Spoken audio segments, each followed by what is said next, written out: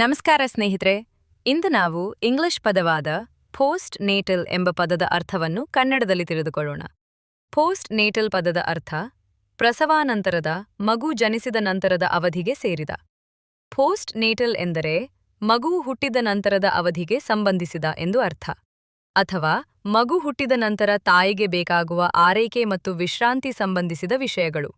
ಸರಳ ವಿವರಣೆ: ಮಹಿಳೆಗೆ ಮಗು ಹುಟ್ಟಿದ ನಂತರ ತಾಯಿ ಮತ್ತು ಮಗುವಿನ ಆರೋಗ್ಯದ ಬಗ್ಗೆ ನೀಡುವ ಆರೈಕೆ, ಚಿಕಿತ್ಸೆ, ವ್ಯಾಯಾಮ, ಆಹಾರ ಮತ್ತು ವೈದ್ಯಕೀಯ ಪರಿಶೀಲನೆಗಳನ್ನು ಪೋಸ್ಟ್ ನೇಟಲ್ ಕೇರ್, ಪ್ರಸವಾನಂತರ ಆರೈಕೆ ಎಂದು ಕರೆಯಲಾಗುತ್ತದೆ.